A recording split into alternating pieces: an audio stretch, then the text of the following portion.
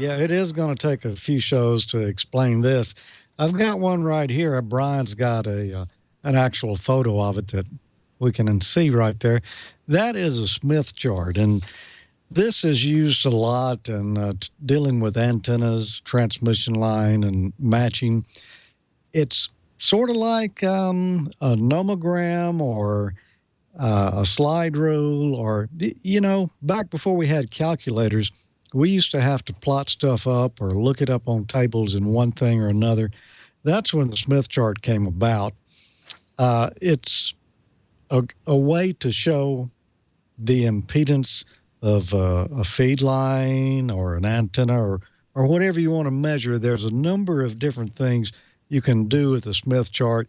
And Bob, I'm kind of with you. I have never really fooled with Smith charts much. And just, I knew people had been asking about it in the chat room, and it was probably time that we covered it.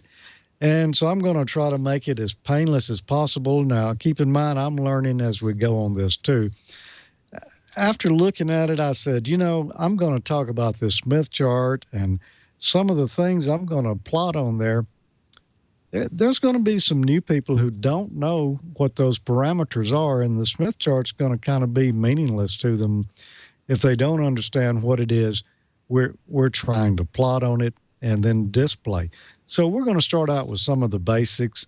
Tonight, well, we're going to talk about Ohm's law and inductive reactance and capacitive reactance. And to do that, I've got some segments that we had done over a year ago on Ham Nation, and it covers some of those topics. Now, this is just some excerpts from some of these videos. On the bottom of the screen there, you'll see the actual episode number where you could go back, watch that episode, and get the whole story on each of these subjects.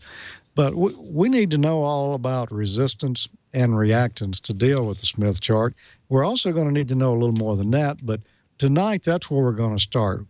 A little Ohm's law, a little inductive and capacitive reactance. What could go wrong?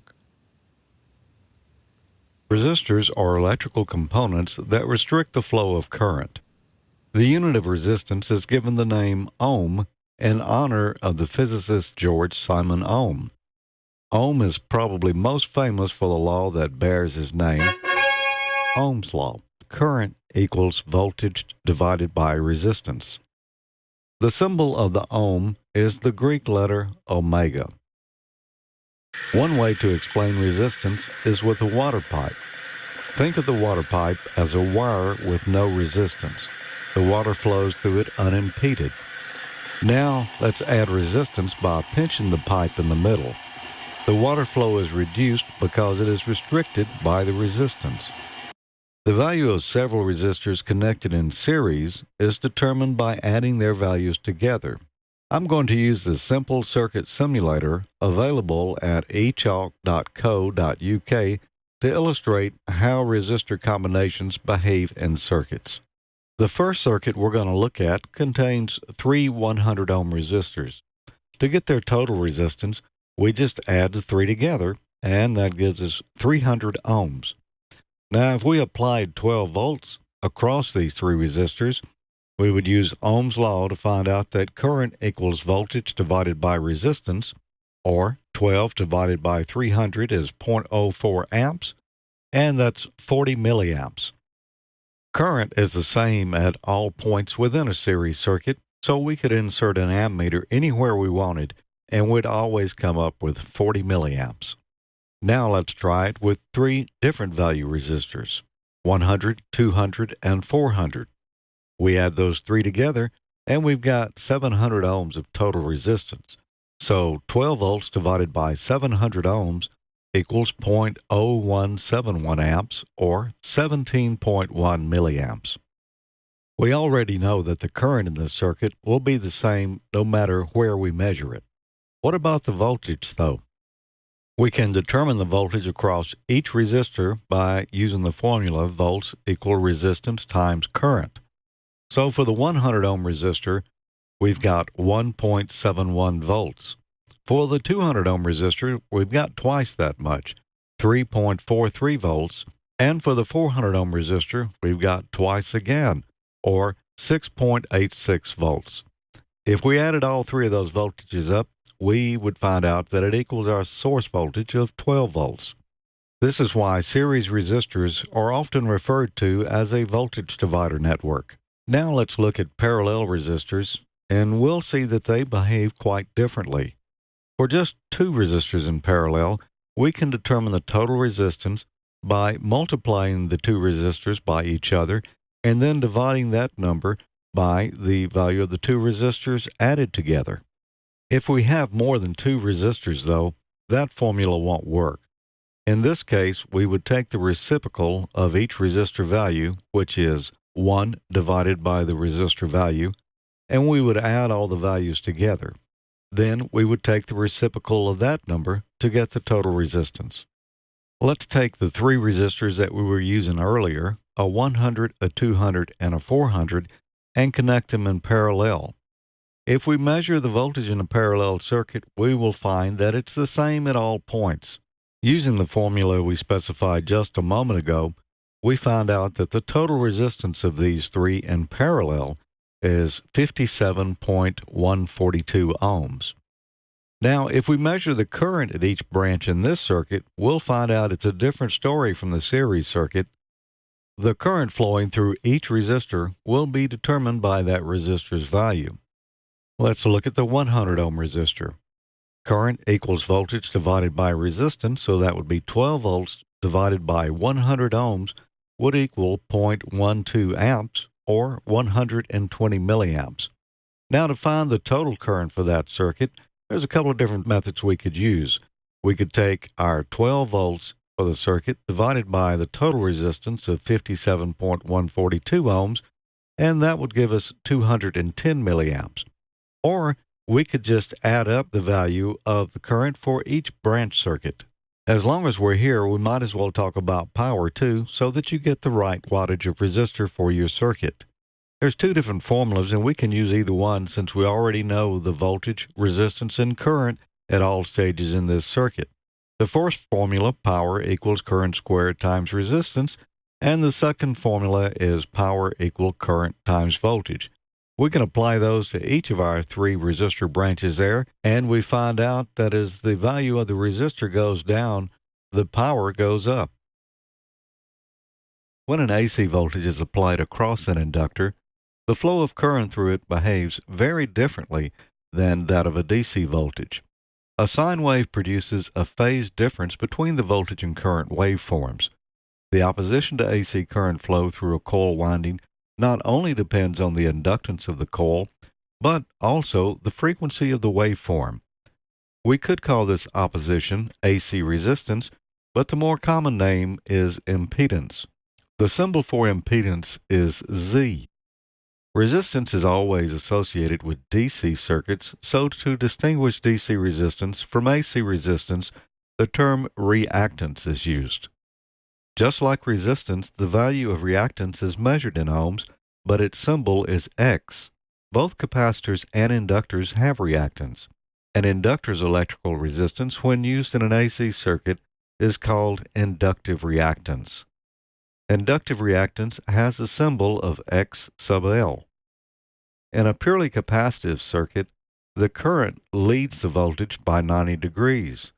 Conversely, in a purely inductive AC circuit, the exact opposite is true. The current lags the applied voltage by 90 degrees. The formula for inductive reactance is X sub L equals 2 times pi times the frequency times the inductance. We can see that if either the frequency or inductance is increased, the overall inductive reactance value would also increase. As the frequency approaches infinity, the inductor's reactance would also be infinity, acting like an open circuit. Conversely, as the frequency approaches zero, or DC, the inductor's reactance would decrease to zero, acting like a short circuit.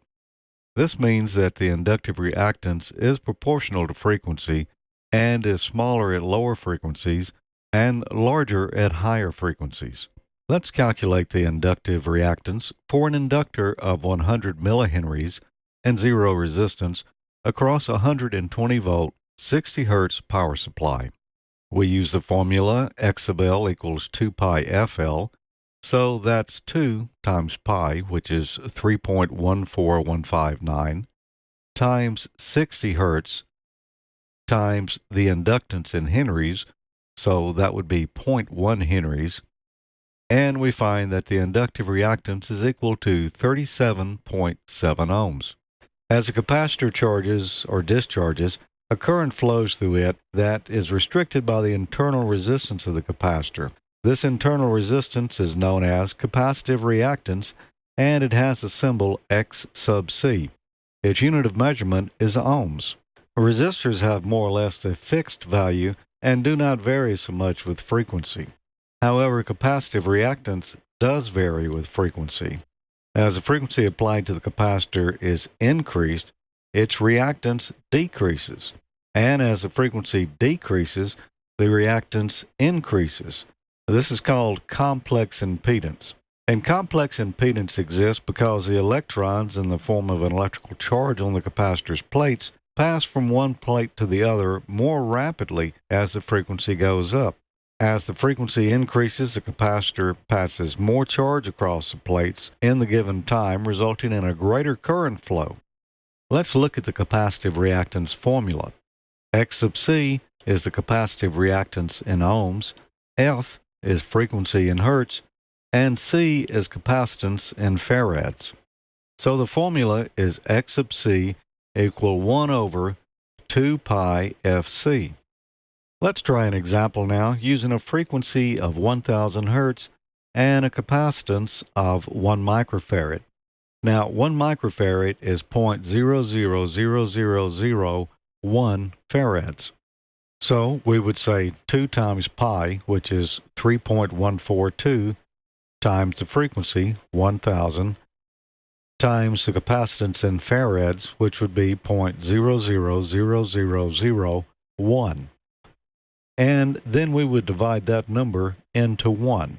And that would tell us that we've got 159.1343 ohms of capacitive reactance with this capacitor at 1000 hertz.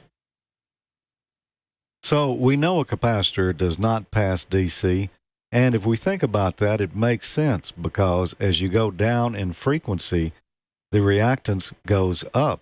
So at DC, essentially the capacitor would have an infinite resistance. Normal resistors are not frequency dependent, and therefore current and voltage remain in phase. The illustration here shows current on the top graph and voltage on the bottom. Of course, capacitors take time to charge, and time is frequency. With a capacitor, voltage lags behind current because of the charging and discharging time. Okay, now if you're still awake, there's a few things I want to point out about that. First, I wanted to cover that so that we would understand what resistance was and then what inductive and capacitive reactance were. They're kind of like resistance, but they deal with AC. So DC is easy stuff. Ohm's law, not very difficult. You should have a fair understanding of that or be able to grasp it pretty easy. When you get into AC, things get a lot more complicated, as you saw there with reactance. Resistance is always an unsigned number, and it's measured in ohms. And it's pretty much the same whether it's an AC or a DC circuit. It does not change with frequency. Resistance would be constant at all frequencies if you're talking about AC. Reactance or the reactance of a component or of a circuit changes with frequency and is really only applicable to when you're dealing with AC circuits. Inductive reactance is measured as in positive ohms. Capacitive reactance is right the opposite, measured in negative ohms. So the combination of a pure resistance and then either this inductive or capacitive reactance is known as impedance when you combine the two together. And when we begin talking about antennas and how to plot that out on a Smith chart, you'll need to know that. You know, we're talking about a combination of pure resistance and reactance. And a lot of times, this will throw you for a loop right here. They'll call that pure resistance a real resistance. They'll call that reactance um, an imaginary value or imaginary resistance. When they say imaginary, they're talking about reactance. Not really sure why we use that term imaginary, but I'm sure someone does. But there you go. Just keep that in mind as we move forward. Now, when we pick back up next time, we're going to talk a little bit about impedance, the combination of everything we've talked about so far. And we're also going to have to cover SWR at some point. Once we've done that, then we're going to be able to talk a little more intelligently about that Smith chart and see some of the things that we can do with it.